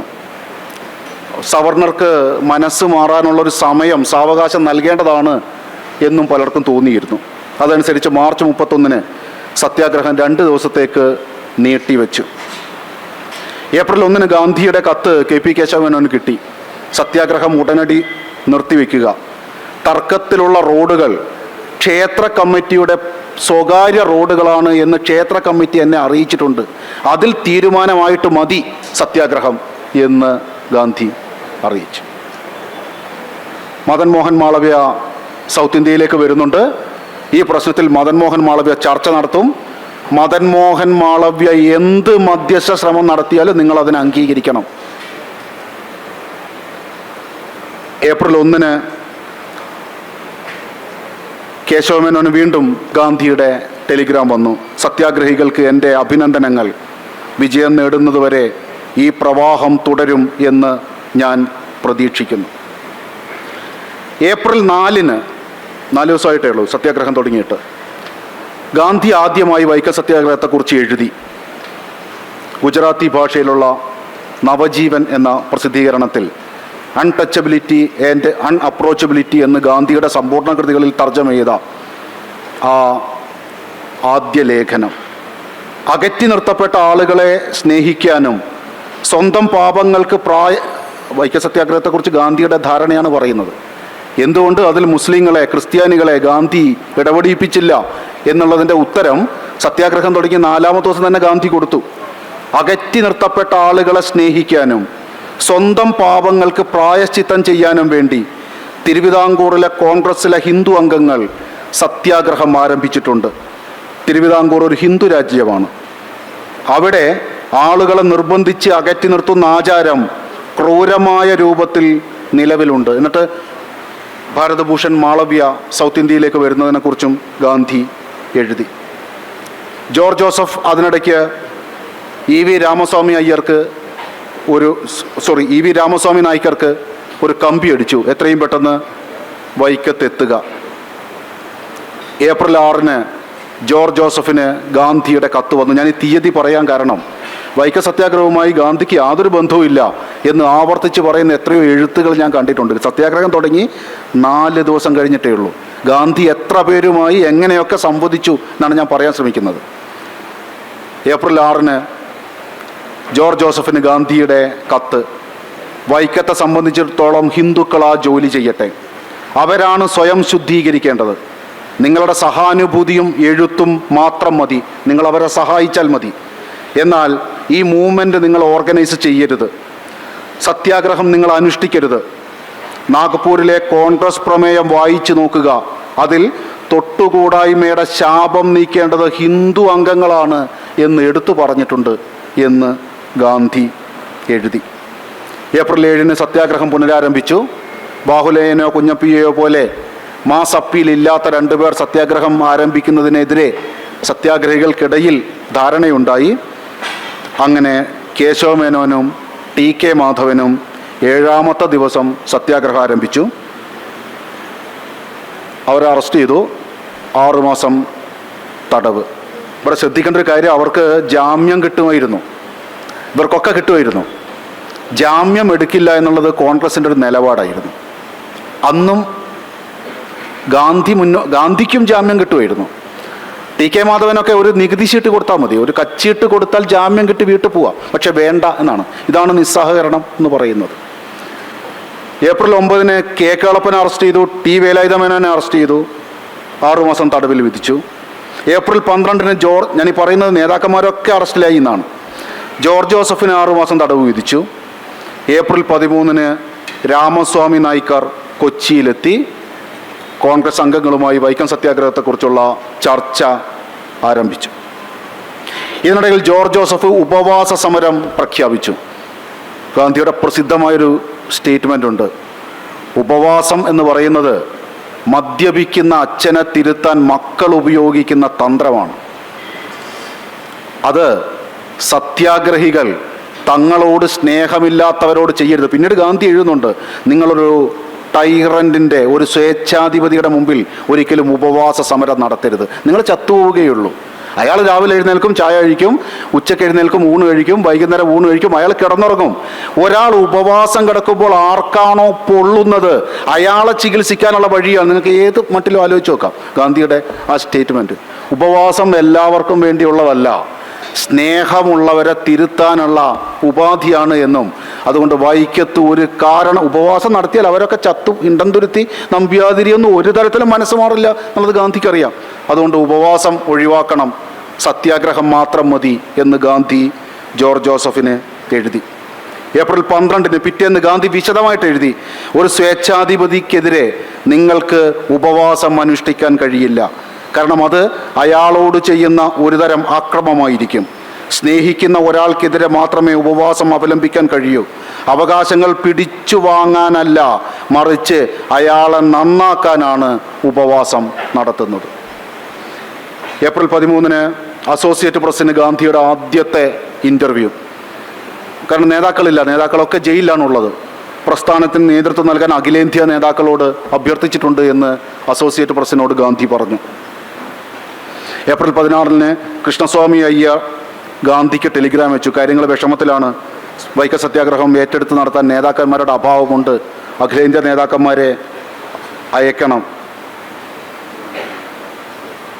ഏപ്രിൽ 15 രാജഗോപാലാചാരിക്ക് ഗാന്ധിയുടെ ടെലിഗ്രാം, ഒരു കാരണവശാലും വൈക്കത്ത് ഉപവാസ സമരം നടത്തരുത് എന്നാണ്. ഏപ്രിൽ 15 ദ ഹിന്ദു പത്രത്തിൽ ഗാന്ധിയുടെ ആദ്യത്തെ ഇൻ്റർവ്യൂ. വൈക്കം സത്യാഗ്രഹം ഒരു സാമൂഹിക നേരത്തെ ചോദിച്ചല്ലോ, അതൊരു മതപരമായ പ്രസ്ഥാനമാണോ അതൊരു സാമൂഹിക പ്രസ്ഥാനമായിരുന്നോ എന്നുള്ളത്. ഗാന്ധി ഏപ്രിൽ 15 സത്യാഗ്രഹം ആരംഭിച്ചിട്ട് 2 ആഴ്ച തികയുന്നേ ഉള്ളൂ. ഹിന്ദു പത്രത്തിൽ നൽകിയ ഇൻ്റർവ്യൂവിൽ വൈക്കം സത്യാഗ്രഹം ഒരു സാമൂഹിക പ്രസ്ഥാനമാണ് എന്ന് എഴുതി. അതിന് അർത്ഥം അതിന് ഗൂഢമായ രാഷ്ട്രീയ ലക്ഷ്യങ്ങളില്ല എന്നാണ്. ഏപ്രിൽ 17 യങ് ഇന്ത്യയിൽ ഗാന്ധിയുടെ ആദ്യത്തെ ലേഖനം വൈക്കം സത്യാഗ്രഹം എന്ന പേരിൽ. ഏപ്രിൽ 19 വൈക്കം സത്യാഗ്രഹികളെ അംഗീകരിച്ചുകൊണ്ട് ഗാന്ധിയുടെ ടെലിഗ്രാം, യു ആർ ഡൂയിങ് സ്പ്ലെൻഡിഡ്ലി എന്നാണ്. ഏപ്രിൽ 21 അകാലികൾ വൈക്കത്ത് സൗജന്യ അടുക്കള സ്ഥാപിക്കാൻ പോകുന്നു എന്ന വാർത്ത അന്ന് ബറോഡയിലുള്ള KM പണിക്കരിൽ നിന്ന് അറിഞ്ഞപ്പോൾ ഗാന്ധി KM പണിക്കർക്ക് എഴുതി, doubt advisability free kitchens. Free kitchens എന്ന ആശയത്തിൻ്റെ പ്രായോഗികതയിലല്ല. ഗാന്ധിയുടെ വാക്കുകൾ, ഗാന്ധി പ്രയോഗിക്കുന്ന ഓരോ പദവും ശ്രദ്ധിക്കേണ്ടതാണ്. അതിൻ്റെ പ്രായോഗികതയിൽ ഗാന്ധിക്ക് സംശയം. നമ്മൾ ചിന്തിക്കുന്നതിൻ്റെ പ്രായോഗികതയെക്കുറിച്ചാണ്. അവർ വരും, 2000 രൂപയും കൊണ്ടുവരും, ചപ്പാത്തി കൊടുക്കും, ആളുകൾ കഴിക്കും. അതിൽ ഗാന്ധിക്ക് ഒരു അഭിപ്രായ വ്യത്യാസമില്ല. ഗാന്ധി എഴുതിയ വാക്ക് ഡൗട്ട് അഡ്വൈസബിലിറ്റി എന്നാണ്. അതിൻ്റെ പ്രായോഗിക ഔചിത്യത്തിൽ എനിക്ക് സംശയമുണ്ട് എന്ന് ഗാന്ധി എഴുതി. 3 ദിവസം കഴിഞ്ഞപ്പോൾ അമൃതസറിൽ നിന്ന് അകാലികളുടെ സംഘം പുറപ്പെട്ടു. ഏപ്രിൽ 28 അവർ വൈക്കത്തെത്തി. ഏപ്രിൽ 29 കേരളത്തിൽ ആദ്യമായി അവർ ചപ്പാത്തി ഉണ്ടാക്കി. പിന്നെ ചപ്പാത്തിയിൽ നമുക്ക് രക്ഷ കിട്ടിയിട്ടില്ല. ഈ വർഷം ഏപ്രിൽ 29 ചപ്പാത്തി കേരളത്തിൽ വന്നതിൻ്റെ 100ാം വാർഷികം ആയിരുന്നു. അങ്ങനെ വൈക്കം സത്യാഗ്രഹം കേരളത്തിന് നൽകിയ മറ്റൊരു സംഭാവനയാണ് ചപ്പാത്തി എന്ന് ഈ സന്ദർഭത്തിൽ ഞാൻ അറിയിച്ചു കൊള്ളുന്നു. ഏപ്രിൽ 24 KN നമ്പൂതിരിപ്പാടിന് ഗാന്ധി ടെലിഗ്രാം അയച്ചു. നിങ്ങൾ ഉപവാസം അനുഷ്ഠിക്കുകയോ നിയമം ലംഘിക്കുകയോ വേലി ചാടി കടക്കുകയോ ചെയ്യരുത്. എന്താണ് ഫലപ്രദം എന്നതല്ല, എന്താണ് ഉചിതം എന്നതാണ് പ്രധാനം. വാട്ട് അപ്പിയേഴ്സ് ആസ് എഫക്റ്റീവ് എന്നതല്ല, വാട്ട് ഈസ് പ്രോപ്പർ എന്നതാണ് പ്രധാനം. വൈക്കം സത്യാഗ്രഹത്തെക്കുറിച്ച് ഗാന്ധിയുടെ നിലപാടിനെ കുറിച്ചുള്ള മിക്കവാറും ചോദ്യങ്ങൾക്കുള്ള ഉത്തരം ഇതിനകത്തുണ്ട്. വാട്ട് അപ്പിയേഴ്സ് ഇഫക്റ്റീവ് എന്നതല്ല വൈക്കം സത്യാഗ്രഹത്തിൽ ഗാന്ധി ആലോചിച്ചത്, വാട്ട് ഈസ് പ്രോപ്പർ എന്നതാണ്, എന്താണ് ഉചിതം എന്നതാണ്. ഏപ്രിൽ 24 യങ് ഇന്ത്യയിൽ വൈക്കം സത്യാഗ്രഹത്തെക്കുറിച്ച് ഗാന്ധിയുടെ 2ാമത്തെ ലേഖനം. ഗാന്ധി ഈ വിഷയത്തെ ദേശീയവൽക്കരിക്കുകയാണ്. മെയ് 1 വൈക്കം സത്യാഗ്രഹത്തെക്കുറിച്ച് യങ് ഇന്ത്യയിൽ 3ാമത്തെ ലേഖനം. May 6 K. മാധവൻ നായർക്ക് ഗാന്ധിയുടെ കത്ത്. സത്യം ചവിട്ടി മെതിക്കപ്പെടുന്നു എന്ന് തോന്നുന്ന ഒരാളാണ് സത്യാഗ്രഹത്തിന് ഇറങ്ങുന്നത് എന്ന് നിങ്ങൾക്ക് ഓർമ്മയുണ്ടാകണം. മെയ് 8 ഗാന്ധി അകാലികളുടെ സൗജന്യ ഭക്ഷണശാല പിൻവലിക്കണം എന്നാവശ്യപ്പെട്ടുകൊണ്ട് യങ് ഇന്ത്യയിൽ ലേഖനം എഴുതി. അത് വൈക്കം സത്യാഗ്രഹത്തെക്കുറിച്ച് ഗാന്ധിയുടെ 4ാമത്തെ ലേഖനമാണ്. മെയ് 15 കുറൂർ നമ്പൂതിരിപ്പാടും K. മാധവൻ നായരും N. കുമാരപിള്ളയും ഗാന്ധിയുമായി ബോംബെയിലെത്തി ഡിസ്കഷൻ നടത്തി. വൈക്കം സത്യാഗ്രഹത്തിനെ കുറിച്ച് ഹിന്ദുവിൽ മെയ് 17 ഗാന്ധിയുടെ അടുത്ത ഇൻ്റർവ്യൂ. മെയ് 31 നമ്മുടെ നാരായണ ഗുരുവുമായി ഗാന്ധി ആദ്യമായിട്ട് ഏറ്റുമുട്ടുന്നു. TK മാധവൻ്റെ ദേശാഭിമാനിയിൽ നാരായണ ഗുരുവിൻ്റെ ഒരു ഇൻ്റർവ്യൂ വന്നു. KM കേശവൻ എന്നൊരാളാണ് ആ ഇൻ്റർവ്യൂ നടത്തിയത്. അതിൽ കേശവൻ നാരായണ ഗുരുവിനോട് ചോദിച്ചു, ഈ സത്യാഗ്രഹത്തെ സ്വാമി അംഗീകരിക്കുന്നുണ്ടോ? ഗുരു പറഞ്ഞു, സത്യാഗ്രഹത്തെയൊക്കെ ഞാൻ അംഗീകരിക്കുന്നു, തല്ല് കിട്ടിയാൽ തിരിച്ചു തല്ലുകയൊന്നും വേണ്ട. പക്ഷേ ആരെങ്കിലും ക്ഷേത്രത്തിൽ കയറരുത് എന്ന് പറഞ്ഞ് ഒരു വേലി കെട്ടിയാൽ അത് ചാടിക്കടക്കുക തന്നെ വേണം. ആരെങ്കിലും നിങ്ങൾക്ക് പായസം തരുന്നില്ലെങ്കിൽ അത് കോരിയെടുക്കുക തന്നെ വേണം. ആരെങ്കിലും നിങ്ങളെ തൊട്ടാൽ അശുദ്ധമാവുമെന്ന് പറഞ്ഞാൽ അവരെ പോയി തൊടുക തന്നെ ചെയ്യണം. അവർ കുളിക്കട്ടെ, അവരെത്ര നേരം കുളിക്കും എന്ന് നമുക്ക് കാണാമല്ലോ എന്ന ഒരു ഇൻ്റർവ്യൂ TK മാധവൻ്റെ ദേശാഭിമാനിയിൽ മെയ് 31 പ്രത്യക്ഷപ്പെട്ടു. ജൂൺ 19 നാരായണ ഗുരുവിനെ നിശിതമായി വിമർശിച്ചുകൊണ്ട് ഗാന്ധി വൈക്കം സത്യാഗ്രഹം എന്ന പേരിൽ യങ് ഇന്ത്യയിൽ ലേഖനം എഴുതി. വൈക്കത്തെ സത്യാഗ്രഹികളോട് ഈഴവ സന്യാസിയായ നാരായണ ഗുരു പ്രകടിപ്പിച്ച അനുഭാവം ശരിയായ രീതിയിലല്ല എന്നും ഇത് സത്യാഗ്രഹത്തിൻ്റെ മാർഗനിർദ്ദേശങ്ങൾക്ക് വിരുദ്ധമാണ് എന്നും ഇത് താൻ ഒരു കാരണവശാലും അംഗീകരിക്കുകയില്ല എന്നും നാരായണ ഗുരുവിൻ്റെ പേര് വെച്ചുകൊണ്ട് ഗാന്ധി പ്രതിഷേധ ലേഖനം എഴുതി. ക്ഷിപ്രകോപിയായ, സത്യം പറയാൻ മടിക്കുന്ന, കഷ്ടപ്പാടുകൾ സഹിക്കാൻ തയ്യാറാകാത്ത ഒരു വ്യക്തിക്ക് സത്യാഗ്രഹം അനുഷ്ഠിക്കാൻ സാധിക്കുകയില്ല എന്ന് ആ ലേഖനത്തിൽ ഗാന്ധി എഴുതി. ഇതുമായിട്ട് ബന്ധപ്പെടുത്തിയാണ് നാരായണ ഗുരുവും ഗാന്ധിയുമായി പിന്നീട് നടന്ന കൂടിക്കാഴ്ച നാം പരിശോധിക്കേണ്ടത്. സമയം ഉണ്ടെങ്കിൽ ഞാൻ അതിലേക്ക് വരാം. ജൂൺ 25 അകാലികൾ സൗജന്യ അടുക്കള പിൻവലിച്ച് അവരുടെ നാട്ടിലേക്ക് പോയി. ജൂൺ 27 നാരായണ ഗുരു കേരള കൗമുദി പത്രത്തിൽ കേശവൻ്റെ ഇൻ്റർവ്യൂ താൻ കൊടുത്തതല്ല എന്ന് പറഞ്ഞു. ഞാൻ മഹാത്മാഗാന്ധിയുടെ സത്യാഗ്രഹ സമരത്തെ അംഗീകരിക്കുന്ന ആളാണ് എന്നും ഞാൻ പറഞ്ഞതെന്തോ കേശവൻ കേട്ടതെന്തോ തീവണ്ടിയിൽ കയറി എന്നോടെന്തോ ചോദിച്ചിരുന്നു, അല്ലാതെ ഈ പറഞ്ഞതൊന്നും ഞാൻ പറഞ്ഞതല്ല എന്ന് നാരായണ ഗുരു കേരള കൗമുദിയിൽ എഴുതി. അത് ഗാന്ധിക്ക് അയച്ചു കൊടുത്തു. നാരായണ ഗുരുവിൻ്റെ തിരുത്ത് ജൂലൈ 10 മഹാത്മാഗാന്ധി യങ് ഇന്ത്യയിൽ പ്രസിദ്ധീകരിച്ചു, ഒരു നിഷേധക്കുറിപ്പ് എന്ന പേരിൽ. തീവണ്ടി യാത്രയിൽ വെച്ച് KM കേശവൻ നടത്തിയ അഭിമുഖത്തിൻ്റെ റിപ്പോർട്ട് ദേശാഭിമാനിയിൽ പ്രസിദ്ധീകരിച്ചത് എൻ്റെ അർത്ഥം ശരിയായി മനസ്സിലാക്കാതെയാണ് എന്ന് നാരായണ ഗുരു അതിൽ പറഞ്ഞു. ഇനി ശിവഗിരിയിൽ വെച്ച് ഗാന്ധിയും നാരായണ ഗുരുവും തമ്മിലുള്ള കൂടിക്കാഴ്ചയിൽ ആദ്യത്തെ ചോദ്യം നിങ്ങൾക്ക് ഓർമ്മയുണ്ടാകും. സത്യാഗ്രഹം ശരിയാണ് എന്ന് തന്നെയല്ലേ സ്വാമി വിശ്വസിക്കുന്നത് എന്ന് ഗാന്ധി ചോദിക്കും. ജൂലൈ 1 അസോസിയേറ്റ് പ്രസ്സിന് വൈക്കം സത്യാഗ്രഹത്തെക്കുറിച്ച് ഗാന്ധിയുടെ ഇൻ്റർവ്യൂ. അഖിലേന്ത്യാ കോൺഗ്രസ് കമ്മിറ്റി എന്തുകൊണ്ട് ഇതിൽ ഇടപെടുന്നില്ല എന്ന ചോദ്യത്തിന് പ്രാദേശിക പോരാട്ടങ്ങളെല്ലാം അതത് നാട്ടിൽ നിന്നാണ് ഉണ്ടാകേണ്ടത്, അത് അഖിലേന്ത്യാ നേതൃത്വത്തിൻ്റെ കേന്ദ്ര നേതൃത്വത്തിൽ നിന്ന് കടമെടുത്ത പിന്തുണ കൊണ്ടല്ല ഇത് നടത്തേണ്ടത്. വൈക്ക സത്യാഗ്രഹം നടത്തേണ്ടത് വൈക്കത്താണ്, കേരളീയരാണ്, കേരളത്തിലെ കോൺഗ്രസ്സുകാരായ ഹിന്ദുക്കളാണ് എന്ന് ഗാന്ധി എഴുതി. ജൂലൈ 2 ഗാന്ധി വൈക്കം സത്യാഗ്രഹികൾക്ക് ഒരു ടെലിഗ്രാം അയച്ചു. ഏറ്റവും കഠിനമായ പീഡനങ്ങൾ സഹിക്കാൻ തയ്യാറുള്ളത്ര സത്യാഗ്രഹികൾ ഉണ്ടാകണം. ഇവിടെ നിങ്ങൾക്ക് ഓർമ്മയുണ്ടാവും, കണ്ണിൽ ചുണ്ണാമ്പ് തേച്ചതും തല്ലിയതും ഒക്കെ ഈ ആയ സന്ദർഭത്തിലാണ് ഗാന്ധി പറയുന്നത്. ഇതിലും വലിയ പീഡനങ്ങൾ ഉണ്ടാകും, അത് ചെറുത്തു നിൽപ്പില്ലാതെ സ്വീകരിക്കുക എന്നുള്ളതാണ് സത്യാഗ്രഹികളുടെ ചുമതല എന്ന് പറഞ്ഞു. അതിനിടയ്ക്ക് ഗാന്ധി ഒരു വലിയ വിവാദത്തിൽപ്പെട്ടു.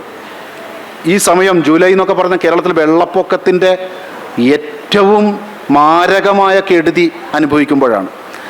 ഗാന്ധി ഏതോ ഒരു പ്രസംഗത്തിൽ വെള്ളപ്പൊക്കത്തിൽ ദുരിതങ്ങൾ അനുഭവിക്കുന്ന എല്ലാവരും ചർക്കയിൽ നൂൽക്കുകയാണ് വേണ്ടത് എന്ന് ഒരു പ്രസ്താവന നടത്തിയെന്ന് അസോസിയേറ്റ് പ്രസ് റിപ്പോർട്ട് ചെയ്തു. അത് രാജ്യവ്യാപകമായി വൻ പ്രതിഷേധത്തിനിടയാക്കി. ഗാന്ധി നടരാജനുള്ള കത്തിൽ പറയുന്നു, ഞാൻ ഇംഗ്ലീഷിൽ വായിക്കാം. I felt like shooting the reporter when saw the wire, but as it is against my credit to do so, I subsided and believe that no sane man or woman could credit me with any such absurd remark. ആ എഴുതിയവനുണ്ടല്ലോ, അവനെ വെടിവെച്ച് കൊല്ലുകയാണ് വേണ്ടത്, എൻ്റെ ആശയം അതിന് സമ്മതിക്കാത്തത് കൊണ്ടാണ് എന്ന് ഗാന്ധി പൊട്ടിത്തെറിച്ചു. തലയ്ക്ക് സുഖമുള്ള ആരും ഞാൻ അങ്ങനെ പറഞ്ഞു എന്ന് വിശ്വസിക്കില്ല എന്നും ഗാന്ധി എഴുതി. ആഗസ്റ്റ് 7 ശ്രീമൂലം തിരുനാൾ അന്തരിച്ചു. സേതുലക്ഷ്മിബായി തിരുവിതാംകൂറിലെ റീജന്റ് മഹാറാണി ആയി. മലബാറിലെ വെള്ളപ്പൊക്കത്തെക്കുറിച്ച് ആഗസ്റ്റ് 10 നവജീവനിൽ ഗാന്ധിയുടെ ലേഖനം. യങ് ഇന്ത്യയിൽ യാഥാസ്ഥിതികരുടെ പ്രതിഷേധത്തെക്കുറിച്ച് ഓഗസ്റ്റ് 14 ഗാന്ധിയുടെ 7ാമത്തെ ലേഖനം. വൈക്കത്തെ സവർണ മഹാജന സഭ അയച്ച പ്രതിഷേധത്തെക്കുറിച്ച് ലേഖനം. മലബാറിലെ വെള്ളപ്പൊക്കത്തെക്കുറിച്ച് വീണ്ടും ലേഖനം. സെപ്റ്റംബർ 18 TK മാധവൻ ഡൽഹിയിലേക്ക് പോയി ഗാന്ധിയെ സന്ദർശിച്ചു. സെപ്റ്റംബർ 27 തിരിച്ചു വരുമ്പോൾ നാരായണ ഗുരു വൈക്കത്തെത്തി. നാരായണ ഗുരു 1000 രൂപ അവിടെ നൽകി. നാരായണ ഗുരു ആദ്യമായി ഒരു പൊതു ചടങ്ങിൽ ഒരാൾക്ക് വേണ്ടി പ്രാർത്ഥിച്ചു. അത് ഗാന്ധിക്ക് വേണ്ടിയാണ്. നാരായണ ഗുരു വേറെ എവിടെയും ഒരു പൊതു ചടങ്ങിലും മറ്റൊരാൾക്ക് വേണ്ടി പ്രാർത്ഥിച്ചിട്ടില്ല. മഹാത്മാഗാന്ധിയുടെ ആയുരാരോഗ്യത്തിന് വേണ്ടി പരസ്യമായി സെപ്റ്റംബർ 28 വൈക്കത്ത് നാരായണ ഗുരു പ്രാർത്ഥിച്ചു. October 11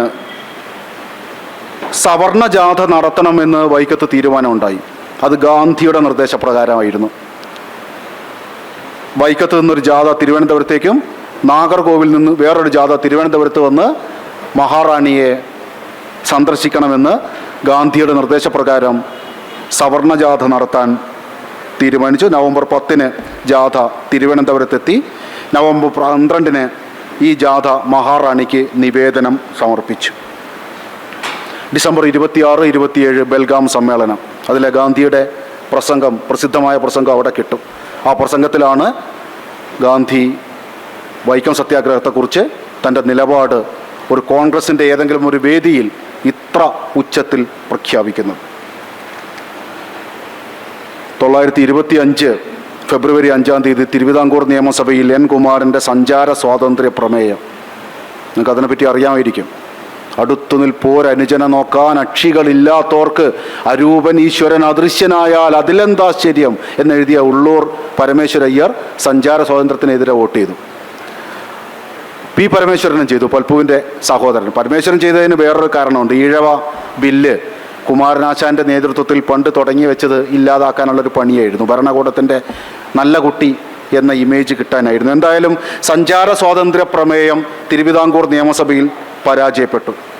March 9 Gandhi വൈക്കത്തെത്തി. ആലോചിക്കണേ, ഞാൻ ഈ പറയുന്നത് മുഴുവൻ 54-55 വയസ്സുള്ള അപ്പൻഡിസൈറ്റിസ് രോഗത്തിൽ കഷ്ടപ്പെടുന്ന, ഡോക്ടറുടെ നിർദ്ദേശാനുസരണം വിശ്രമ ജീവിതം നയിക്കുന്ന ഒരു മനുഷ്യൻ കത്തുകളിലൂടെ, എഴുത്തുകളിലൂടെ, യാത്രയിലൂടെ ഒരു സമരത്തിൽ എങ്ങനെ ഇടപെട്ടു എന്നാണ് നമ്മളിപ്പോഴും ചെയ്യുന്നത്.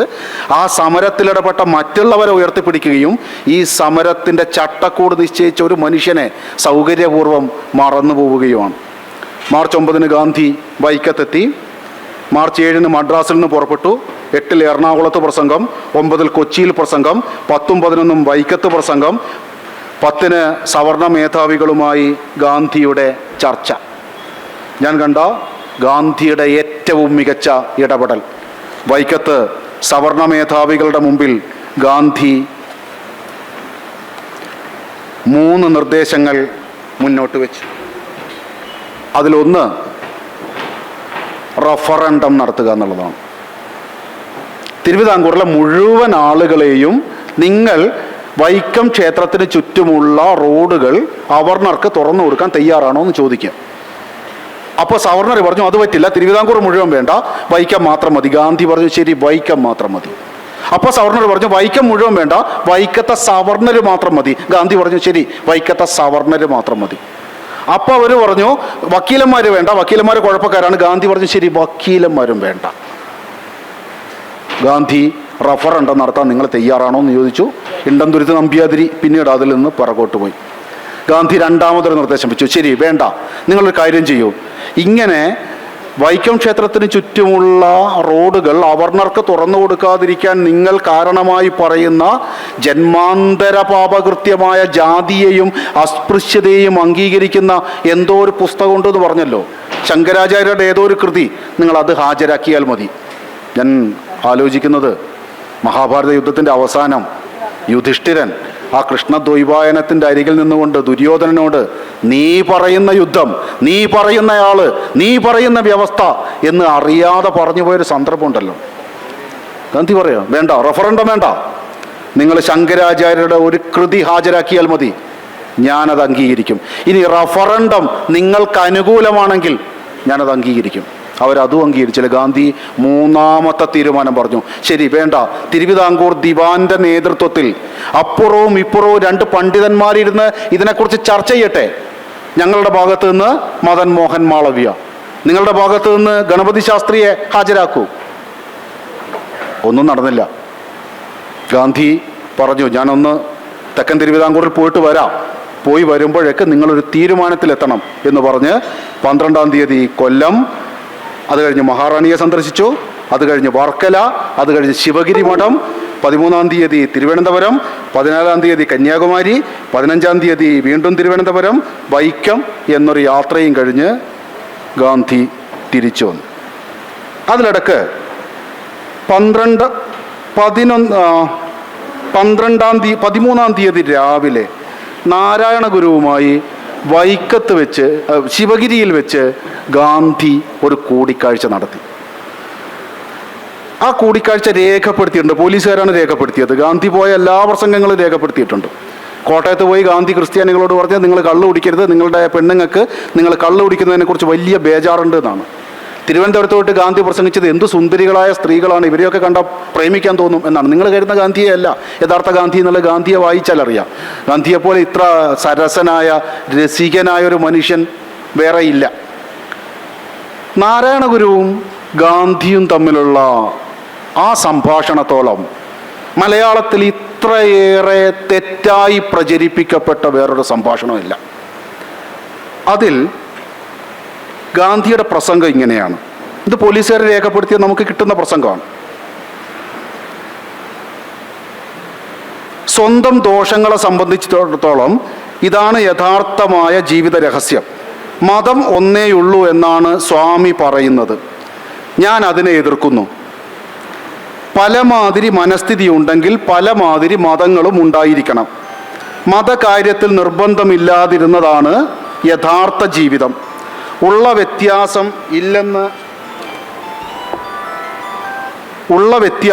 ഇല്ലെന്ന് വിശ്വസിക്കുവാൻ ഞാൻ തയ്യാറല്ല. വ്യത്യാസമുണ്ടായിരുന്നാലും വ്യത്യാസപ്പെട്ടവനെ സ്നേഹിക്കുക. ഈ നിയമം പ്രകൃതി ഉദാഹരിക്കുന്നു. എന്നിട്ട് ആ പ്രസംഗത്തിൽ ഗാന്ധി പറഞ്ഞു, ഈ മരത്തിൻ്റെ 2 ഇലകൾ തന്നെ ഒരേപോലെയല്ല, അവയുടെ വേര് ഒന്ന് തന്നെയാണ്. വ്യത്യസ്തപ്പെട്ട ഇലകളും മറ്റും ഒന്നിച്ചു ചേർന്ന് മരം ഭംഗിയായി കാണുന്നു. നിങ്ങൾക്ക് ഈ പറഞ്ഞ എന്താണ് എന്ന് മനസ്സിലായിട്ടുണ്ടാവും എന്ന് ഞാൻ വിചാരിക്കുന്നു. പല മതസാരവും ഏകം എന്ന നാരായണ ഗുരുവിൻ്റെ സിദ്ധാന്തത്തെ എതിർത്തുകൊണ്ട് മതങ്ങൾ അതിൻ്റെ പ്രകൃതത്തിൽ തന്നെ വ്യത്യസ്തമാണ് എന്നും അവ തമ്മിലുള്ള സാഹോദര്യമാണ് വേണ്ടത് എന്നുമാണ് ഗാന്ധി ഇവിടെ പ്രസംഗിച്ചിട്ടുള്ളൂ. ഇവിടെ നാരായണ ഗുരുവും ഗാന്ധിയും തമ്മിൽ ഒരു സംവാദവും നടന്നിട്ടില്ല, ഒരു വാദപ്രതിവാദവും നടന്നിട്ടില്ല. പക്ഷേ 1937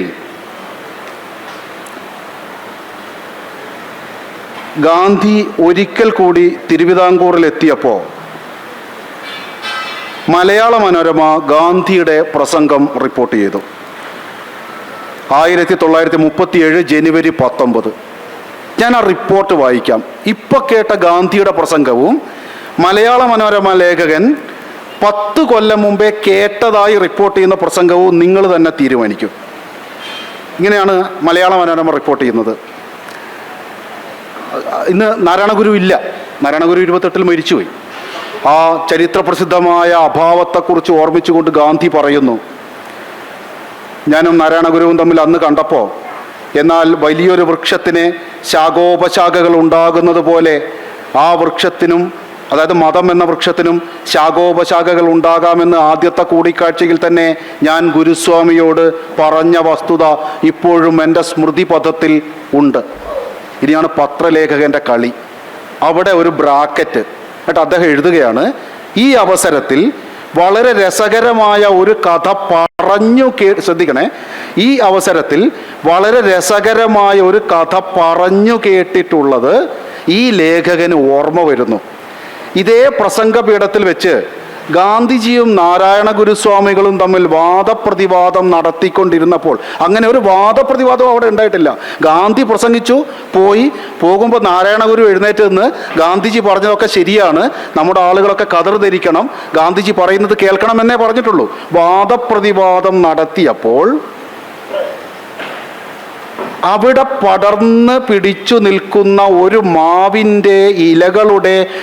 മാവിൻ തൈയുടെ പല വലിപ്പത്തിലുള്ള ഇലകളെ ചൂണ്ടിക്കാണിച്ചുകൊണ്ട് ഗാന്ധിജി സ്വാമികളോട് ഇങ്ങനെ പറഞ്ഞു, ഗുരുസ്വാമി, എല്ലാ മതങ്ങളും ഒന്നാണെന്ന് അങ്ങ് പറഞ്ഞുവല്ലോ, നോക്കൂ, ആ മാവിൻ്റെ പല ഇലകളും പല വലുപ്പത്തിൽ ഉള്ളതാണല്ലോ. അപ്പോൾ നാരായണ ഗുരുസ്വാമികൾ മറുപടി പറഞ്ഞത് ഇങ്ങനെയാണ്, ആ വ്യത്യാസം കേവലം ബാഹ്യമാണ്. സംശയമുണ്ടെങ്കിൽ പല വലുപ്പത്തിലുള്ള ഇലകളും ഇടിച്ചു പിഴിഞ്ഞ് കിട്ടുന്ന ചാറ്, സത്ത് എടുത്തു നോക്കുക, എല്ലാം ഒരുപോലെ ഇരിക്കും. ഇത് ഗാന്ധി പറഞ്ഞതല്ല, ഗാന്ധി ഇത് പറയുകയുമില്ല. ഒന്ന്, നാരായണ ഗുരുവിൻ്റെ അരികെ ട്യൂഷന് വന്ന ഒരു മതത്തെക്കുറിച്ചോ സമൂഹത്തെക്കുറിച്ചോ അറിയാത്ത ഒരാളല്ല ഗാന്ധി. ഗാന്ധി നേരത്തെ തൻ്റെ സത്യാഗ്രഹത്തെക്കുറിച്ചുള്ള ആശയങ്ങൾ വ്യക്തമാക്കുകയും നാരായണ ഗുരുവിനോട് അത് നേരിട്ട് ചോദിക്കുകയും ഗാന്ധിയുടെ വഴിയാണ് തൻ്റെയും വഴി എന്ന് നാരായണ ഗുരു പറയുകയും ചെയ്തിട്ടുണ്ട്. ഇത് പിന്നീട് കൂട്ടിച്ചേർത്തതാണ്. ഈ ഇലയും ചാറും പിന്നീട് മലയാളത്തിൽ ഒരുപാട് ഓടിയ ഒരു കഥയാണ്. ഈ കഥ 1937 മാത്രം ഗാന്ധിയുടെ പ്രസംഗത്തോട് കൂടിച്ചേർത്ത് ഏതോ തരത്തിൽ നാരായണ ഗുരുവിനെ ഒന്ന് ഉഷാറാക്കാനായിരിക്കും. അങ്ങനെ കുറേ കഥകൾ ഞാൻ കേട്ടിട്ടുണ്ട്. രവീന്ദ്രനാഥ ടാഗോർ വന്നിട്ട് ഇതുപോലൊരു മനുഷ്യനെ ലോകത്ത് ഞാൻ എവിടെയും കണ്ടിട്ടില്ല എന്ന് അവിടെ എഴുതി വെച്ചു എന്നൊരു കഥ കേട്ടിട്ടുണ്ട്. അവിടെ അങ്ങനെ ടാഗോർ എഴുതി വെച്ചിട്ടേ ഇല്ല. ടാഗോർ ആരോടും പറഞ്ഞിട്ടുമില്ല. അത് പിന്നീട് 28 വന്ന നാരായണ ഗുരുവിൻ്റെ ആദ്യ ജീവചരിത്രത്തിൽ മയ്യനാട് കെ ദാമോദരനാണ് എഴുതുന്നത്. ഇന്ന് കേട്ട മട്ടിലുമല്ല. അതിലൊക്കെ പിന്നീട് കൂട്ടിച്ചേർത്ത് ഏതൊക്കെയോ തരത്തിൽ ഈ കഥകളെ മാനിപ്പുലേറ്റ് ചെയ്ത് കൊണ്ടുപോയി. അത്തരം മാനിപ്പുലേഷന് വിധേയമായൊരു സന്ദർഭമാണ് ഗാന്ധിയുടെ ഈ പ്രസംഗം. ഗാന്ധിയുടെ ഈ പ്രസംഗം വാസ്തവത്തിൽ ഗാന്ധിയും നാരായണ ഗുരുവും തമ്മിൽ ഒരു വ്യത്യാസം ഉണ്ടായിരുന്നില്ല. ഗാന്ധിയെ നാരായണ ഗുരുവിനും നാരായണ ഗുരുവിനെ ഗാന്ധിക്കും അറിയാമായിരുന്നു. പക്ഷേ ഈ കഥ നിർമ്മിച്ച ആരോ ഗാന്ധിയുടെ മേലെ ഒന്ന് നാരായണ ഗുരുവിനെ പ്രതിഷ്ഠിച്ച് കളയാം എന്ന് കരുതിയതിൻ്റെ ഭാഗമായിരിക്കണം ഈ ചാറും സത്തും ഇലയും നിറഞ്ഞ ഈ കഥ ഉണ്ടായത്. ഞാൻ അലാറം വെച്ചിട്ടുണ്ട്. എനിക്ക് തന്ന സമയം കഴിഞ്ഞു. അതുകൊണ്ട് ഞാൻ ബാക്കി കാര്യങ്ങളൊക്കെ വിട്ട് ഞാൻ അവസാനിപ്പിക്കാം. ഗാന്ധി കന്യാകുമാരിയിലെത്തി. ഭഗവതി അമ്മൻ ക്ഷേത്രത്തിൽ ഗാന്ധിയെ കയറ്റിയില്ല. അതിക്ക് വലിയ സങ്കടം വന്നു. നവജീവനിൽ ഗാന്ധി എഴുതുന്നുണ്ട്. കാരണം ഗാന്ധി കടൽ കടന്നു പോയ ഒരാളാണല്ലോ. അതുകൊണ്ട് മഹാത്മാഗാന്ധിയെ ആ ക്ഷേത്രത്തിൽ കയറ്റിയിട്ടില്ല. ഗാന്ധി തിരിച്ചു വന്നു. ഗാന്ധി തിരുവിതാംകൂർ മഹാറാണിയും അവിടുത്തെ പോലീസ് സൂപ്രണ്ടുമായും ഒക്കെയുള്ള പോലീസ് മേലധികാരിയുമായുള്ള ചർച്ചകളിലൂടെ ക്ഷേത്ര റോഡുകളിലേക്ക് പ്രവേശിക്കരുതെന്ന ബോർഡ് എടുത്തു മാറ്റാനും പോലീസുകാരെ പിൻവലിക്കാനുമുള്ള തീരുമാനമായി. നവംബർ 23 വൈക്കം സത്യാഗ്രഹം അവസാനിപ്പിച്ചതായി ഔദ്യോഗികമായി പ്രഖ്യാപനമുണ്ടായി. നവംബർ 29 ഇ വി രാമസ്വാമി നായ്ക്കരുടെ അധ്യക്ഷതയിൽ വൈക്കം സത്യാഗ്രഹ വിജയാഹ്ലാദ സമ്മേളനം നടന്നു. അങ്ങനെ 1 വർഷം 8 മാസം 25 ദിവസം അഥവാ 603 ദിവസങ്ങൾ നീണ്ടുനിന്ന ഈ സത്യാഗ്രഹ സമരത്തിലെ ഓരോ ദിവസവും ഗാന്ധി നിശ്ചയിച്ച പ്രകാരം മാത്രം നടന്നു. അത് കോൺഗ്രസ് ആസൂത്രണം ചെയ്ത സാമൂഹിക നവീകരണ പ്രസ്ഥാനമാണ് എന്ന ബോധ്യത്തിനകത്ത് ഗാന്ധി അത് ആവിഷ്കരിക്കുകയും അതിൽ നിന്ന് വിട്ടുപോകാതിരിക്കാനുള്ള ശ്രദ്ധയുടെ പാശത്താൽ എല്ലാവരെയും ഗാന്ധി ബന്ധിതരാക്കുകയും ചെയ്തു. പിന്നീട് നാരായണ ഗുരുവിനെ കുറിച്ച് എഴുതുമ്പോൾ ഗാന്ധി പറയും, തിരുവിതാംകൂറിലെ നാരായണ ഗുരു എന്ന മനുഷ്യൻ ബ്രാഹ്മണനാണ് എന്ന് എഴുതും. നാരായണ ഗുരു ബ്രാഹ്മണനല്ലെങ്കിൽ പിന്നെ ആരാണ് ബ്രാഹ്മണൻ എന്നും ഗാന്ധി ചോദിക്കും. ഞാൻ പറയാൻ ശ്രമിച്ചത് വൈക്കം സത്യാഗ്രഹം ഗാന്ധി ആസൂത്രണം ചെയ്ത സത്യാഗ്രഹ സമരത്തിൻ്റെ ഔപചാരികതകൾ മുഴുവൻ പാലിച്ച ഒന്നായിരുന്നു. എന്നാൽ അതിനകത്ത് മറ്റനേകം നേതാക്കന്മാർ, അനുയായികൾ, സ്ത്രീകൾ പലയിടങ്ങളിൽ നിന്ന് വന്ന് ചേർന്നിട്ടുണ്ട്. അതിനെയെല്ലാം, ആ പൂവുകളെയെല്ലാം ചേർക്കുന്ന ഒരു നാരായി ഗാന്ധിയും ഗാന്ധിയുടെ സിദ്ധാന്തങ്ങളും മാറി. പിന്നീട് കുറേ കാലം കഴിഞ്ഞ് മലയാളത്തിൽ വന്ന ഒരു പുസ്തകത്തിൽ വൈക്കം സത്യാഗ്രഹത്തിൽ ഗാന്ധിക്ക് എന്ത് പങ്ക് എന്നൊരു വരി വായിച്ചപ്പോൾ ഞാൻ സത്യത്തിൽ അന്ന് 56 വയസ്സുള്ള ആ രോഗിയെ ഇത്തിരി കരുണയോടുകൂടി ഓർത്തുപോയി. നന്ദി. Thank you sir. Thank you very much. അടുത്തതായി ഈ സെഷന് കൃതജ്ഞത അർപ്പിക്കാൻ വേണ്ടി ശ്രീ പവിത്രൻ PK അവർകളെ സ്നേഹപൂർവ്വം ക്ഷണിക്കുന്നു.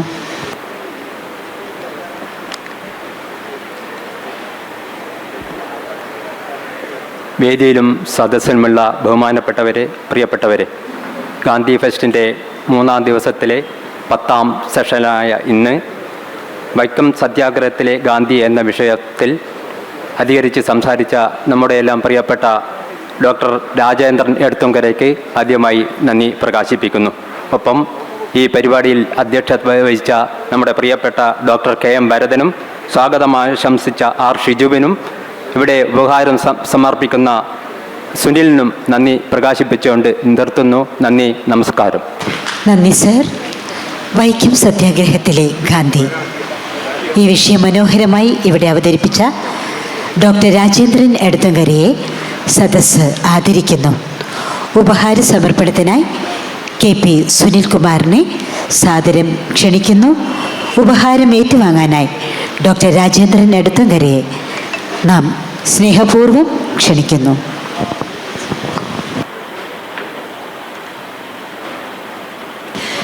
കേരളത്തിൻ്റെ തട്ടകത്തിൽ സാമൂഹ്യ പരിഷ്കരണത്തിൻ്റെ നാഴികക്കല്ലായ വൈക്കം സത്യാഗ്രഹത്തിൻ്റെ ഇഴപിരിച്ചവതരിപ്പിച്ച വടകരയുടെ സ്വന്തം ഡോക്ടർ രാജേന്ദ്രൻ എടത്തങ്കരയ്ക്ക് ഗാന്ധി ഫെസ്റ്റിൻ്റെ സംഘാടക സമിതിക്ക് വേണ്ടി 1000 നന്ദി.